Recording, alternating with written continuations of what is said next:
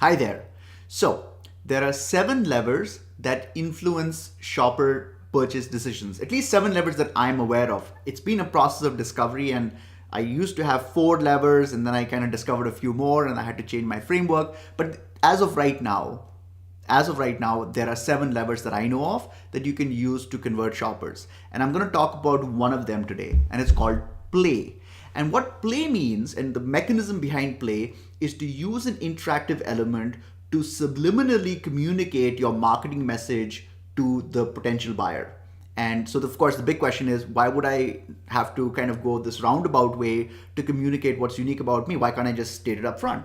Well, the problem with stating things up front is that there is so much marketing out there, so much marketing hyperbole out there that shoppers have learned. It's like a vaccine versus is what is it, virus versus antibody. I'm not exactly sure if the analogy is correct, but the point is that as marketers have kind of completely abused their powers and used, we're the best in the world, we're the number one, there's nobody who's better than us.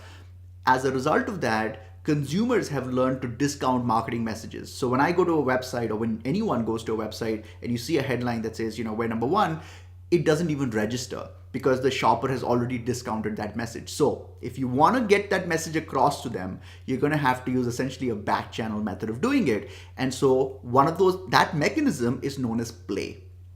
So I'm going to show you an example from a website called Content Square that very cleverly uses play. So I've zoomed in to the section. So this is their desktop version of the website. So the font isn't this comically big, but I've zoomed in. So what they're doing is, it's very cleverly done.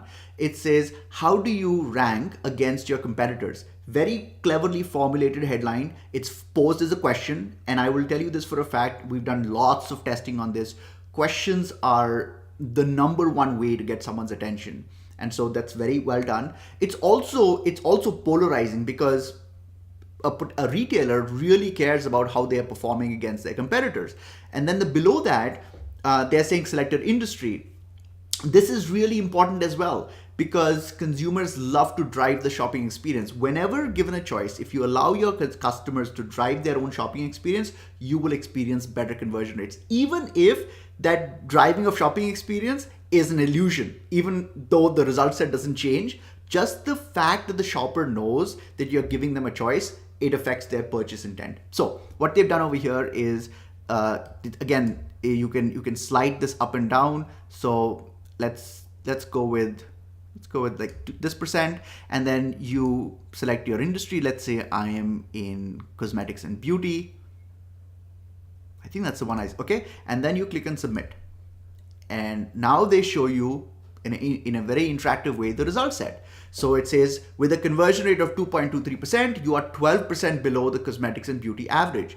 This is a really clever way of kind of using a conversion mechanism, using play to communicate their message. Let me ask you a question. What do you think Content Square is in the business of doing? Just think about that and let me know. Now, one thing I did want to mention was that you can, if you're interested, that's just one of the levers. We have tons more examples. There are actually 6 more levers. So if you're interested in this topic, send me an email at hello@frictionlesscommerce.com. It'll show up on the screen, hello@frictionlesscommerce.com, and I will give you information about the remaining 6 levers. Thanks a lot. I hope you have a fabulous day.